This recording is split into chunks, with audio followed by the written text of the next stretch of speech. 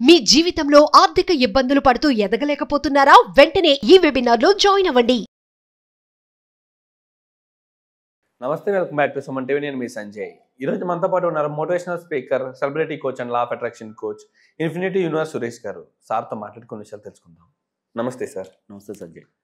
Sir, మీరు 1 by 1 రోజుకు ఒక కామెంట్ పెట్టిన వాళ్ళకి వాళ్ళ డౌట్స్ని వ్యక్తపరుస్తున్నారు. ఓకే. అలాగే ఇంకొక కామెంట్ వచ్చింది సార్ మనకి. ఆ కామెంట్ వచ్చేసి, సార్ నాకు పెళ్ళి కావట్లేదు, ఇప్పటికే నాకు 35 ఏళ్ళ దగ్గరగా కావస్తున్నాయి, కానీ ఇప్పటికీ నాకు పెళ్లి కుదరట్లేదు. నాకు మంచి జాబ్ ఉంది, కానీ ఎక్కడ తప్పు జరిగిందో తెలియట్లేదు. సంథింగ్ కొంచెం దోషం ఉంది అంటున్నారు. దీన్ని పూజలు చేయాలి, సంథింగ్ హోమం కాల్చాలి అంటున్నారు. మీ దగ్గర ఉన్న పరిష్కారం దొరుకుద్దా అని చెప్పేసి అడుగుతున్నారు. అంటే సార్, కొంచెం దోషం ఉండడం వల్ల పెళ్లి కావట్లేదు అంటారా, సంథింగ్ వేరే ప్రాబ్లం ఉందంటారా? సో మనకి ఇక్కడ వచ్చేసరికి ఏంటంటే ఏదో ఒక అనుమానం ఉంటుంది. ఫస్ట్ ఆ అనుమానం పెనుభూతం అంటారు. వాస్తవానికి మనలోని అనేక అనుమానాల ద్వారా మనం క్రియేట్ చేస్తూ ఉంటాం, లేని దాన్ని కూడా సృష్టిస్తూ ఉంటాం. ఎక్కడ నెగిటివ్ ఎక్కువ సృష్టిస్తూ ఉంటాం చూడండి. మన ఇంటెన్షన్ ఎక్కువగా లేని దాన్ని క్రియేట్ చేస్తూ ఉంటాం. అంటే ఓ అనంతమైన ఈ అనంత విశ్వశక్తిలో అనేక మనం సహకరిస్తూ ఉంటాయి. ప్రపంచంలో పంచభూతాలు అంటే ఏంటి? గాలి, నీరు, నిప్పు.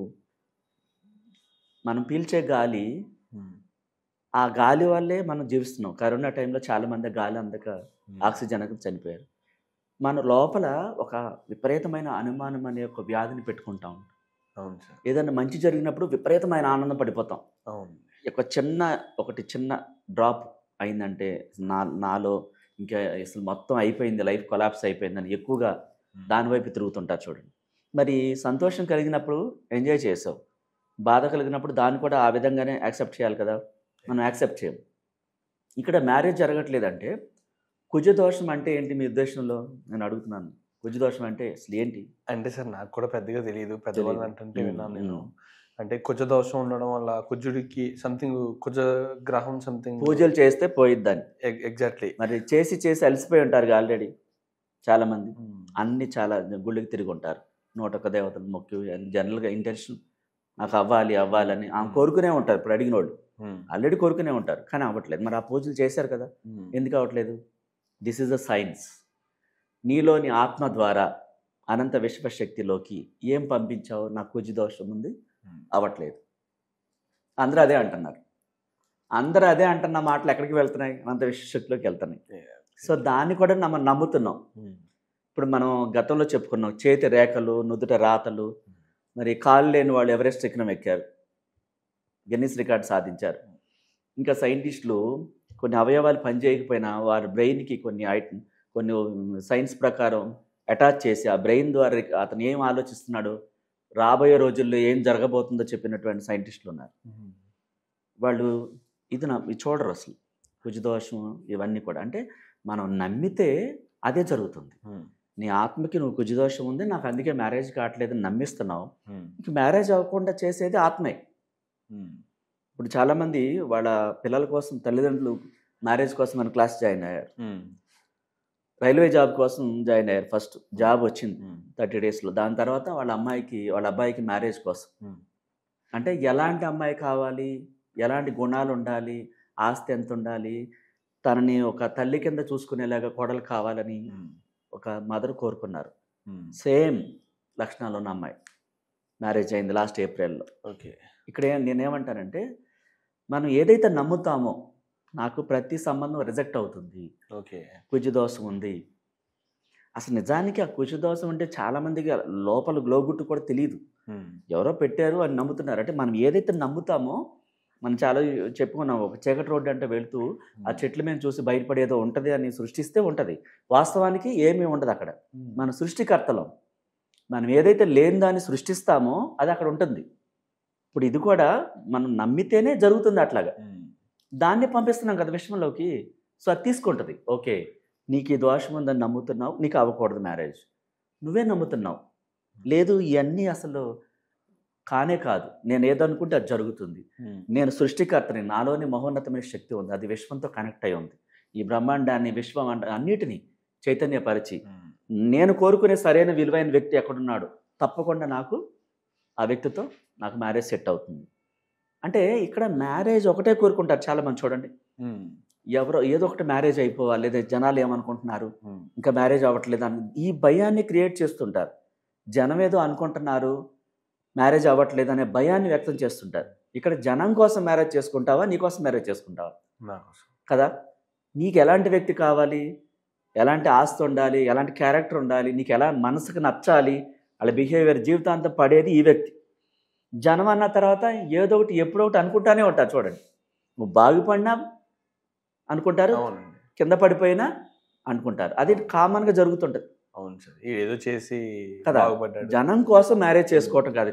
నీకు 35 ఏళ్ళు వచ్చింది, వాళ్ళు ఏదో అనుకుంటారని మ్యారేజ్ చేసేసుకోవటం కాదు. నీకు ఎలాంటి వ్యక్తి కావాలో కోరుకోవాలి.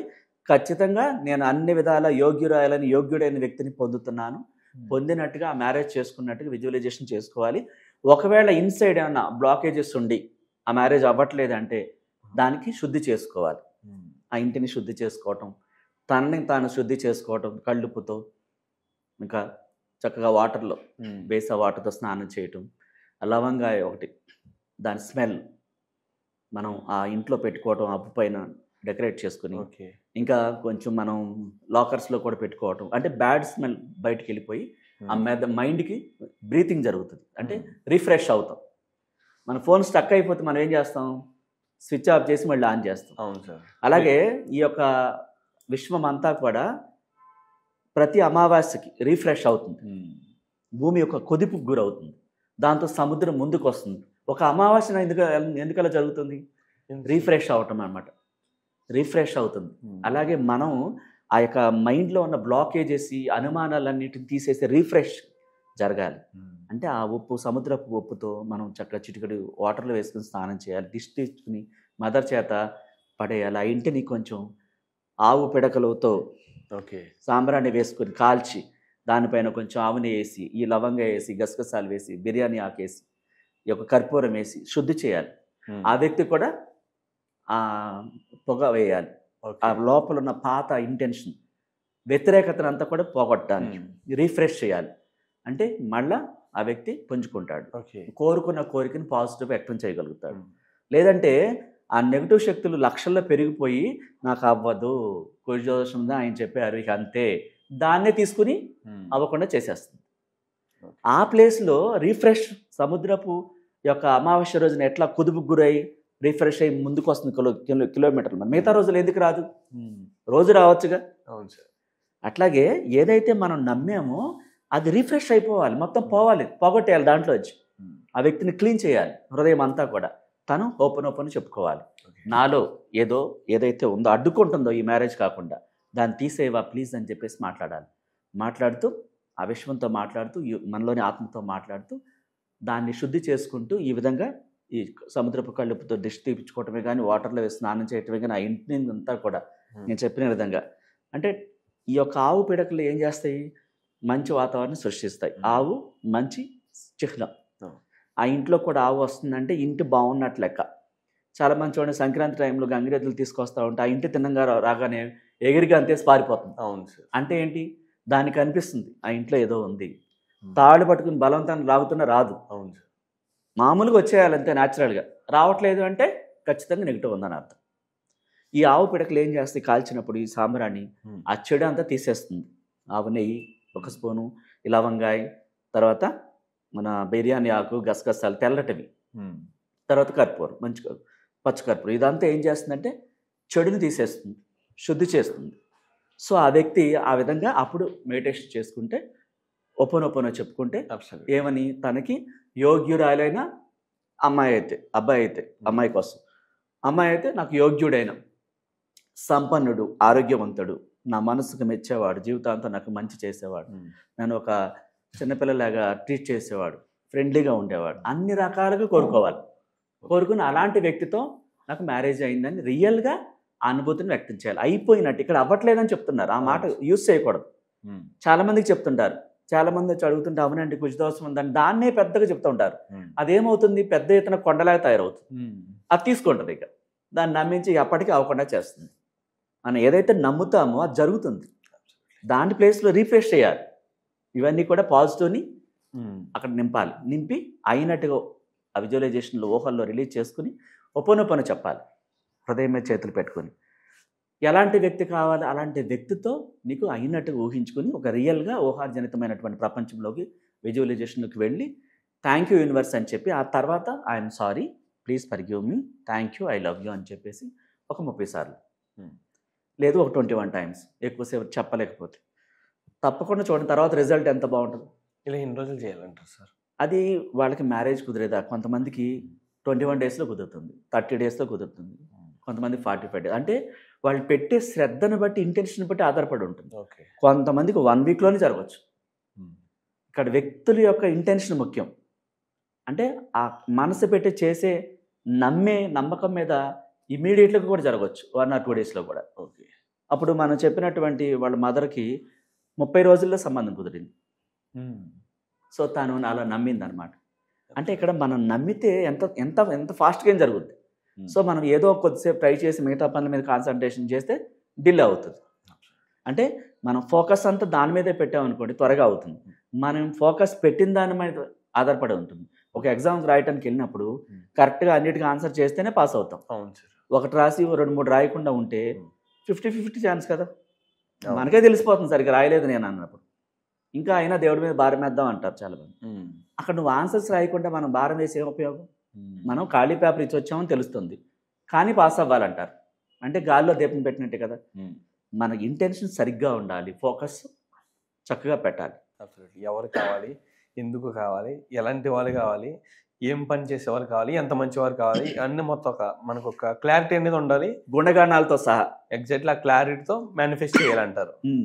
ఈ ఊహలు ఇన్సైడ్ రిలీజ్ చేయాలి, వాళ్ళ కోసం ఒప్పనొప్పను చెప్పాలి. లేదా ఒక రిలేషన్స్లో ఎవరైనా ఉన్నారు, ఇష్టపడుతున్నారు, సో వాళ్ళ కోసం కూడా ఒప్పనొప్పని చెప్పుకోవచ్చు. ఇప్పుడు కుజు దోషం గురించి మాట్లాడుకున్నాం. అలా కాకుండా కొంతమంది ప్రేమించి పెళ్లి చేసుకోవాలనుకుంటారు. అలాంటి సందర్భంలో వాళ్ళ పేరెంట్స్ చెప్పుకోరు, లేకపోతే ఇరువైపుల పేరెంట్స్ చెప్పుకోరు. అలాంటప్పుడు కూడా దీనికి సొల్యూషన్ దొరుకుద్ది అంటారా మన దగ్గర? ఇప్పుడు వాళ్ళు ఆల్రెడీ ఒక అబ్బాయిని అమ్మాయిని ప్రేమించారు, వాళ్ళతోనే కావాలని ఇద్దరు అనుకుంటున్నారు. దానికి సంబంధించి వాళ్ళు 2 వైపులు ఒప్పుకునేలాగా వాళ్ళు చక్కగా ఒపోనొపోనో ప్రేయర్ చెప్పుకోవచ్చు. ఒపోనొపోనో చాలా అద్భుతాలు చేస్తుంది అనమాట చాలా మంది జీవితాల్లో. ఒక జపాన్ దేశంలోని కొన్ని కోట్ల మంది హీల్ అయ్యారు దీని ద్వారా. ఇప్పుడు మనకి క్లాసెస్ అటెండ్ అయిన ప్రతి ఒక్కరికి ఒపోనొపోనో రిజల్ట్ ఉంటుంది. వీడియోలు చూస్తున్న వాళ్ళకి కూడా ఇక్కడ ఏంటంటే ఈ ఫ్యామిలీ ఆ ఫ్యామిలీ వీళ్ళు ఏం చేస్తున్నారు, ఒప్పుకోవట్లేదని మీ ఫ్రెండ్స్ అందరికి చెప్తుంటారు. వాళ్ళు మాకు జరగట్లేదు, అందరూ వ్యతిరేకిస్తున్నారనే మాటలు చూడండి. వ్యతిరేకతను ప్రపంచంలోకి తీసుకెళ్తుంది.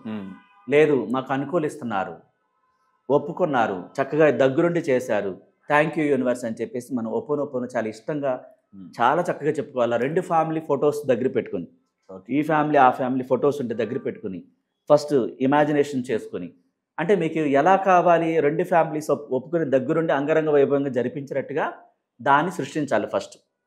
మనం ఏం చేస్తున్నాం, వ్యతిరేకతను సృష్టిస్తున్నాం. ఎవ్వరు ఒప్పుకోవట్లేదు, మా పరిస్థితి దారుణంగా ఉంది అని చెప్పినప్పుడు ఏమవుతుంది, దారుణంగానే ఉంటుంది. దాన్ని రీసృష్టించాలి మనం ఆ ప్లేస్లో. ఎలా కావాలి మీకు, నిజంగా పాజిటివ్గా కావాలి. 2 ఫ్యామిలీస్ ఒప్పుకుంటే ఎలా ఉంటుంది, సంతోషాన్ని ముందే మీరు వ్యక్తం చేసి ఈ 2 ఫ్యామిలీస్ ఫొటోస్ దగ్గర పెట్టుకుని విశ్వానికి థ్యాంక్ యూ చెప్పి ఒపోనొపోనో ఆ 2 ఫొటోస్ని చూస్తూ I'm sorry, please forgive me, thank you, I love you అని చెప్పాలి. కొద్ది రోజుల్లో ఆ వ్యతిరేకత అంతా పోయి వాళ్ళు స్వయంగా ఒప్పుకుంటారు. Thank you sir, thank you very much. Most welcome.